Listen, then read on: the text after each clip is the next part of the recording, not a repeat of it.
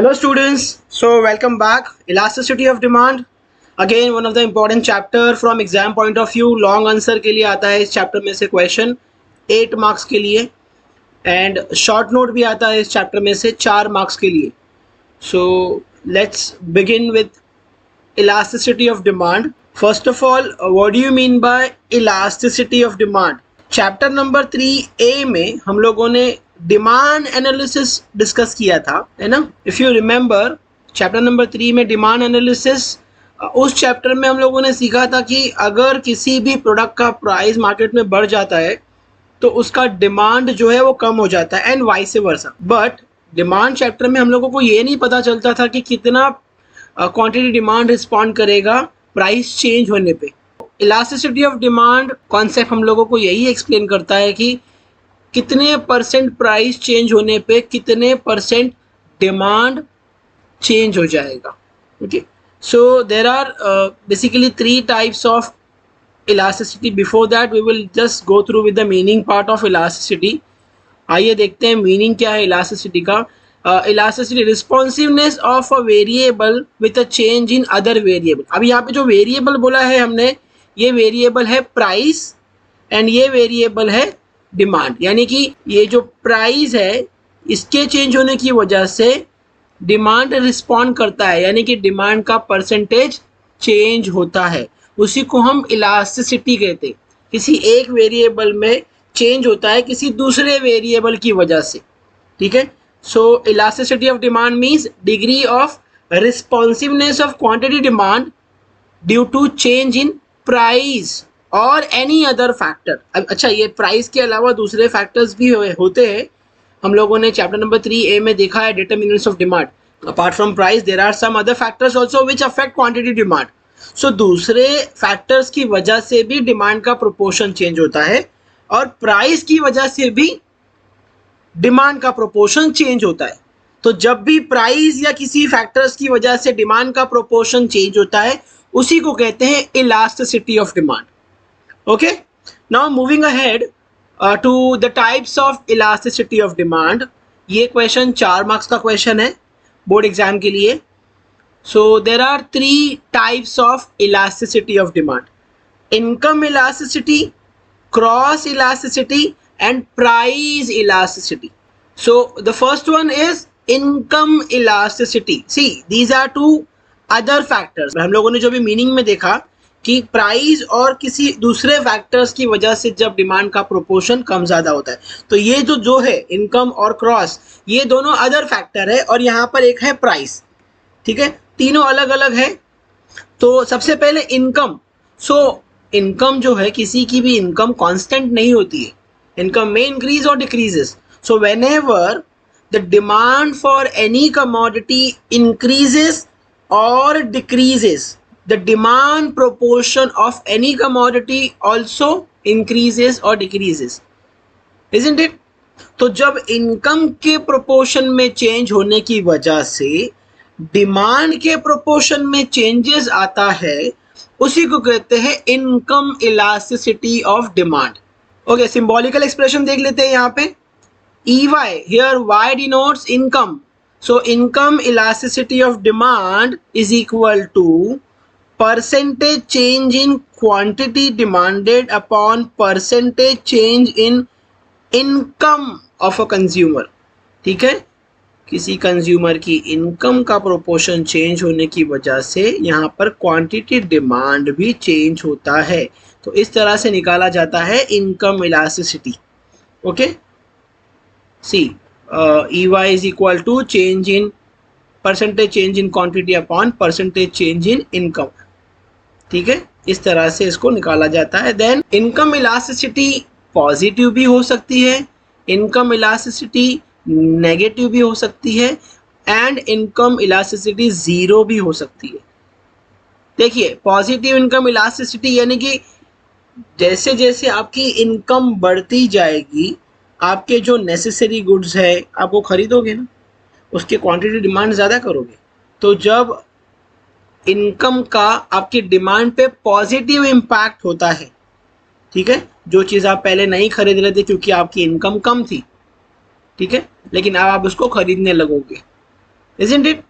On the other hand, negative income elasticity, पहले आप कुछ ऐसे गुड्स खरीदते थे जो आप नहीं खरीदना चाहते हैं क्योंकि वो चीप क्वालिटी के हैं, चीप प्रोडक्ट है, बट फिर भी due to your lesser income आप वो चीज़ खरीदते थे। लेकिन जैसे जैसे आपकी इनकम बढ़ेगी वैसे वैसे उस प्रोडक्ट की आप डिमांड जो है वो कम करोगे, इज़न्ट इट?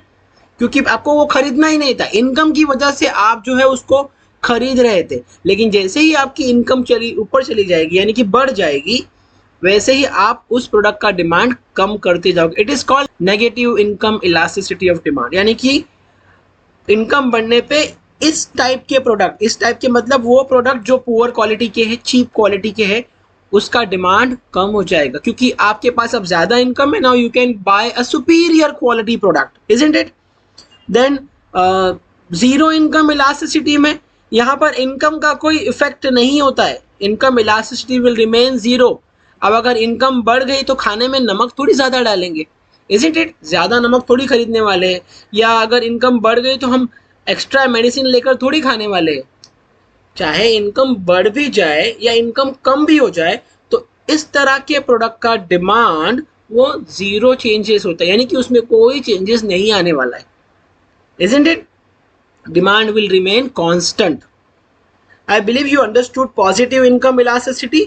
इनकम बढ़ने पे ये सारे प्रोडक्ट का डिमांड बढ़ जाता है। नेगेटिव इनकम इलास्टिसिटी, इनकम बढ़ने पे इन सारे प्रोडक्ट का डिमांड कम हो जाता है। एंड जीरो इनकम इलास्टिसिटी, कितना भी इनकम चेंज हो जाए demand will not change.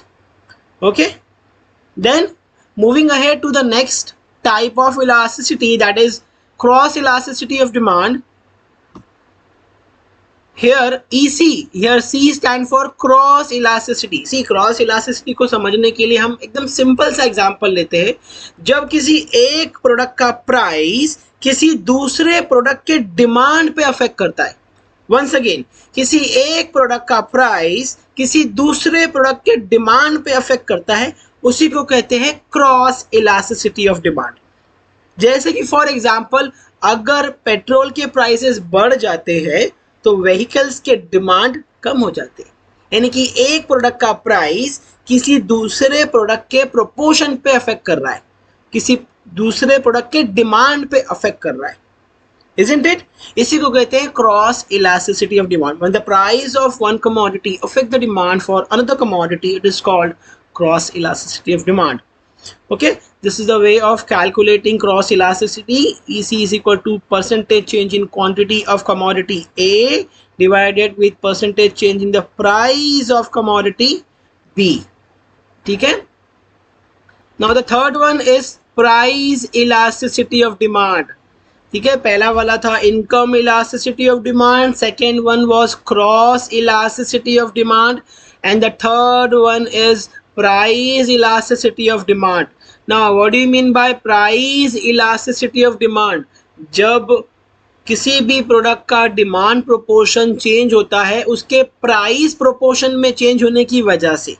Once again, जब किसी भी कमोडिटी का डिमांड का प्रोपोर्शन चेंज होता है उसके प्राइस के प्रोपोर्शन चेंज होने की वजह से, यानी कि दूसरा फैक्टर रिस्पॉन्सिबल नहीं है। Who is responsible here?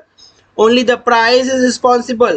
So whenever the quantity demand change due to proportionate change in the price of that commodity, it is called price elasticity of demand. Symbolical expression, ED is equal to percentage change in quantity demand upon percentage change in price. इस तरह से आप elasticity measure कर सकते हो। Okay, now there are some types. इसी के price elasticity के कुछ टाइप्स है, ठीक है? क्रॉस के भी होते हैं, इनकम के भी होते हैं, लेकिन आपके सिलेबस में सिर्फ प्राइस इलास्टिसिटी के टाइप्स दिया हुआ है जो हम लोग डिस्कस करेंगे, ठीक है? चलिए, so these are the types of price elasticity of demand. Total 5 type के दिए हुए हैं, ठीक है? यही क्वेश्चन है जो एग्जाम में 8 मार्क्स के लिए आता है, जो लॉ ऑफ डिमांड के साथ ये क्वेश्चन एग्जाम में अक्सर आया हुआ है। So let's discuss types of price elasticity of demand.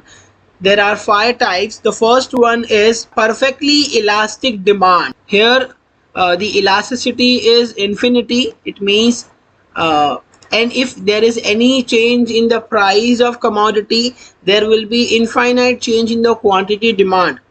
ठीक है, जरा डायग्राम को देखते हैं, डायग्राम को समझने की कोशिश करते हैं. Let's say this y axis represent price of commodity and this x axis represent quantity demand. ठीक है, यहाँ पर आप देखोगे तो प्राइस जो है वो कांस्टेंट है, डिमांड जो है वो इंक्रीज या डिक्रीज हो सकता है, पॉसिबिलिटी है. डिमांड आगे भी जा सकता है, डिमांड पीछे भी आ सकता है. ठीक है, बट प्राइस जो है वो कांस्टेंट है यहाँ पर. But if there is any change in the price, अगर मान लो कि प्राइस यहाँ से बढ़ के यहाँ आ गया या यहाँ से कम होके नीचे आ गया, तो there will be infinite change in the demand. यानी कि डिमांड कितना चेंज होगा we don't know. So how will we write, इसका परफेक्टली इलास्टिक का मीनिंग कैसे लिखेंगे? A demand is said to be perfectly elastic when if there is any change in the price of commodity there will be infinite change in the quantity demand. Okay, थोड़ा भी अगर price ऊपर नीचे होता है तो डिमांड का proportion कितना चेंज होगा पता नहीं. It happens in case of luxury goods. अगर आप लग्जरी गुड्स की बात करें तो लग्जरी गुड्स के केस में जो डिमांड होता है वो परफेक्टली इलास्टिक होता है. जैसे कि फॉर एग्जांपल जो लग्जरी गुड्स होते हैं जैसे कि इंपोर्टेड कार्स है ना, then diamonds, then jewelleries, okay, then Rolex watches है ना, ये सब जो है लग्जरी आइटम्स है, इनके प्राइसेस कांस्टेंट होते हैं. ठीक है, इसके प्राइसेस जो है बार्गेन थोड़ी होता है उसके प्राइस में, प्राइस हमेशा कांस्टेंट होते हैं. तभी तो सेलिब्रिटीज और जो रिच क्लास वाले लोग हैं वो लोग उसको खरीदते. मान लो कि आप रोलेक्स वॉच 5 लाख रुपए से 500 रुपए में बिक रही है, तो क्या अब उसकी डिमांड होगी? कोई नहीं खरीदने वाला. स्पेशली जो सेलिब्रिटीज पहले खरीद रहे थे वो नहीं खरीदेंगे, इजंट इट? सिमिलरली अगर वो 5 लाख से 50 लाख हो गई, now those who belongs to rich class, अब वो कितना अपना क्वांटिटी डिमांड बढ़ाएंगे, again we can not predict. तो थोड़ा भी प्राइस फ्लक्चुएट होता है तो डिमांड का प्रोपोर्शन इनफाइनाइट चेंज हो जाता है. इसी सिचुएशन को हम परफेक्टली इलास्टिक सिचुएशन कहते हैं. थोड़ा भी price change, infinite demand change. I believe you understood this. The next one is perfectly inelastic demand. A demand is said to be perfectly inelastic when irrespective of change in price, demand will remain constant. यानी कि आप अगर diagram देखो तो price कुछ भी हो, price चाहे ये हो, प्राइस चाहे ये हो या प्राइस चाहे ये हो, यानी कि irrespective of change in price, what ever the market price is, when the demand remain constant. ठीक है, डिमांड देखो कांस्टेंट है, डिमांड चेंज नहीं हो रहा है. So irrespective of change in price when the demand remains constant, it is called perfectly inelastic demand. ठीक है, ये होता है पेरिशेबल गुड्स के केस में हो सकता है, मेडिसिन के केस में हो सकता है, नेसेसरी गुड्स के केस में हो सकता है. Let's take an example, necessary goods like food items जैसे कि सॉल्ट. अब अगर सॉल्ट का प्राइस ये है, ये दिस वन P, तो उसका डिमांड इतनी क्वांटिटी में हम कर रहे थे. ठीक है, this much was initial quantity demand.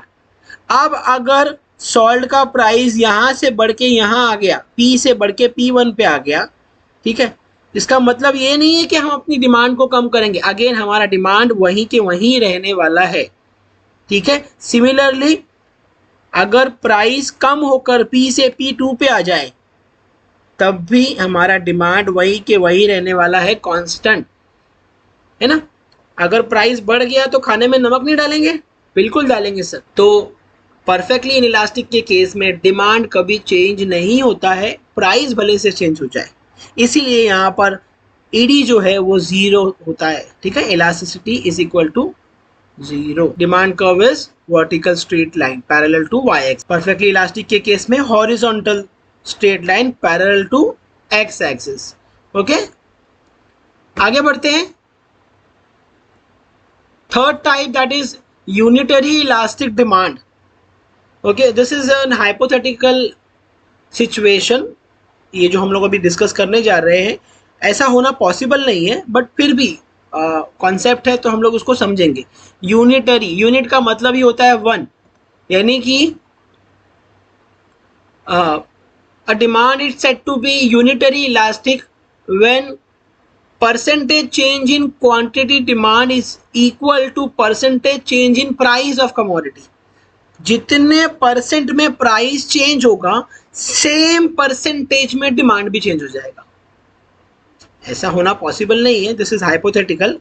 ठीक है, मतलब अगर आप कोई चीज खरीदते थे, आप जो है 1 लीटर मिल्क खरीदते थे जिसका प्राइस 40 रुपीज था, यानी कि 1 लीटर 40 रुपीज. मान लो कि उसका प्राइस जो है वो 20% बढ़ गया है. 20% यानी कि 8 रुपया बढ़ गया, यानी कि 40 से 48 रुपीज हो गया है. 20% प्राइस बढ़ गया है. अब इस कॉन्सेप्ट के अकॉर्डिंग जितना परसेंट प्राइस बढ़ा है, यानी कि हमारे इस एग्जांपल में 20% प्राइस हम बढ़ा रहे हैं, तो बराबर 20% डिमांड भी उसमें से कम हो जाएगा. यानी कि जो पहले आप 1 लीटर खरीदते थे, अब उसमें से आप 20% कम मिल्क खरीदोगे. ऐसा हो सकता है क्या? नहीं सर, ज़रूरी नहीं है कि जितने परसेंट में प्राइस चेंज हो उतने ही परसेंट में डिमांड चेंज हो. But yes, it is an hypothetical situation, इसलिए हम लोग ये कॉन्सेप्ट को समझने की कोशिश कर रहे हैं. ज़रूरी नहीं होता है रियल लाइफ में कि जितना परसेंट में प्राइस चेंज हो उतने ही बराबर परसेंट में डिमांड चेंज हो. बट यूनिटरी इलास्टिक का मतलब यही होता है कि जितने परसेंट में प्राइस चेंज होता है उतने ही परसेंट में डिमांड भी चेंज होता है. इसीलिए इसके केस में ED इज इक्वल टू 1 आता है. यूनिट का मतलब ही होता है 1 ना. सो इसके केस में, यूनिटरी इलास्टिक के केस में डिमांड कर्व जो है वो रेक्टेंगुलर हाइपरबोला होता है, यानी कि it's a downward sloping. Let's see the diagram. So y axis पे आप देखोगे प्राइस को रखा गया है, x एक्सिस पे क्वांटिटी को रखा गया है. लेट्स एज्यूम कि this was the initial price. ये जो P लिखा हुआ है ये इनिशियल प्राइस था. इस प्राइस पे ये क्वांटिटी डिमांड कर रहे थे हम, है ना. मान लो कि प्राइस कम हो रहा है, ठीक है, प्राइस कम हो गया. लेट्स एज्यूम कि प्राइस जो है वो 40% से कम हुआ है. कितना हुआ? 40% से. तो जितने परसेंट में प्राइस ड्रॉप हुआ है, सेम परसेंटेज में यहाँ पे डिमांड देखिए आप आगे जा रहा है, यानी कि बढ़ रहा है. Isn't it? यानी कि 40% price drop, then 40% demand increases. Isn't it? लोग यूनिटरी इलास्टिक सिचुएशन कहते हैं. देखिए यहाँ पर डिमांड कर्व जो है वो डाउनवर्ड स्लोपिंग है. ठीक है, जब आप इसको मेजर करोगे तो ED इज इक्वल टू 1 ही आता है. ये ऐसे रेयर केस में होता है, बहुत ही एग्जैक्टली परसेंटेज में कभी भी डिमांड रिस्पॉन्ड नहीं करता है. थोड़ा बहुत कभी ज़्यादा भी हो सकता है, कभी कम रिस्पॉन्ड भी कर सकता है डिमांड प्राइस को. एग्जैक्ट परसेंट में चेंज होना ये हाइपोथेटिकल है. ठीक है. Then fourth one is relatively elastic demand. Relatively elastic demand को हम रिलेटिवली मोर इलास्टिक भी बोलते हैं. Relatively more elastic. Why I am using this word more here? Because यहाँ पर थोड़ा भी प्राइस चेंज होता है ना, तो डिमांड जो है वो बहुत ज़्यादा रिस्पॉन्ड कर जाता है, इसलिए यहाँ पर मैंने मोर वर्ड यूज किया है. When a small change in price leads to greater change in quantity demand.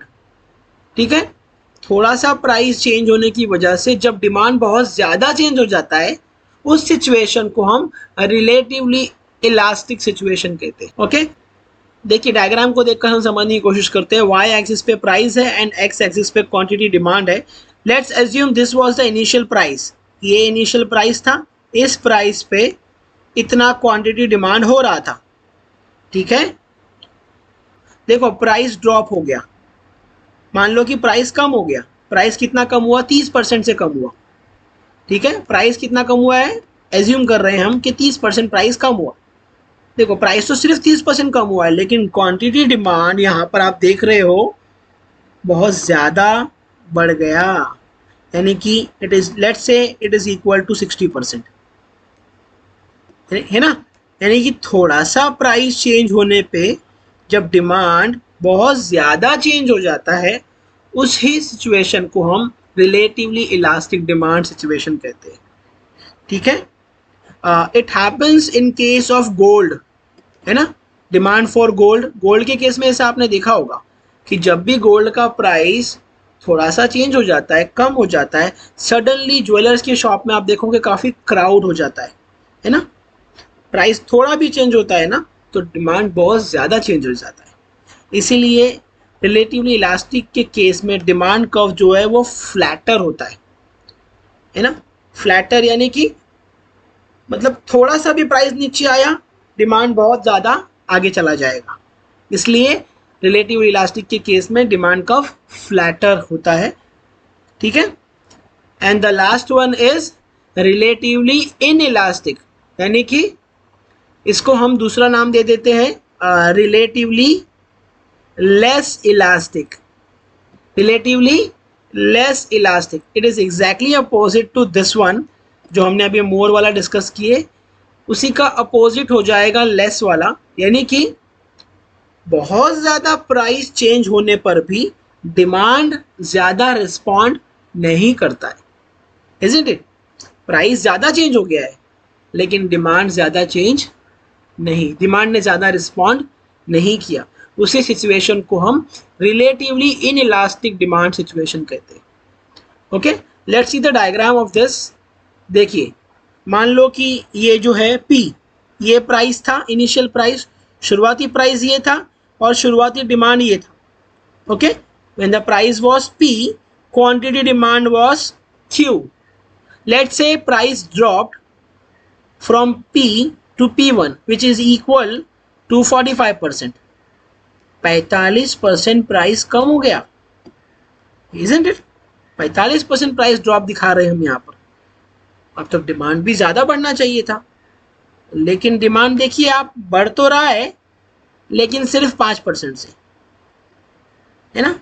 मैंने रैंडम नंबर्स लिया है, आपको सिर्फ इतना ध्यान रखना है, रिलेटिवली इनइलास्टिक के केस में प्राइस ज़्यादा चेंज होता है लेकिन डिमांड उस पर ज़्यादा रिस्पॉन्ड नहीं करता है। ठीक है, ये पैरिशेबल गुड्स के केस में पॉसिबल है। पैरिशेबल गुड्स जो थोड़े टाइम में ख़राब हो जाते हैं, है ना। पैरिशेबल गुड्स वो होते हैं जो ज़्यादा दिन तक प्रिजर्व नहीं कर सकते, है ना, जैसे कि फ़िश है, जैसे कि व्हाट यू कॉल वेजिटेबल्स है, जैसे कि फ्रूट्स है, ये सब पैरिशेबल आइटम्स है। अब अगर इनका मार्केट प्राइस कम हो जाए तो क्या आप बहुत ज़्यादा क्वांटिटी खरीद लोगे?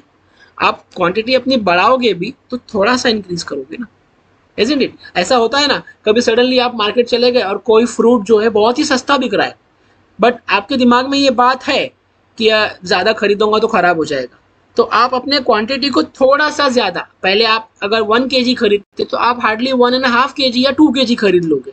ऐसा तो नहीं है ना कि प्राइस कम होने की वजह से 10 kg खरीद लोगे, है ना। यानी कि डिमांड ज़्यादा रिस्पॉन्ड नहीं करने वाला है, इसी को कहते हैं relatively inelastic. I believe you understood the types of elasticity and types of price elasticity of demand.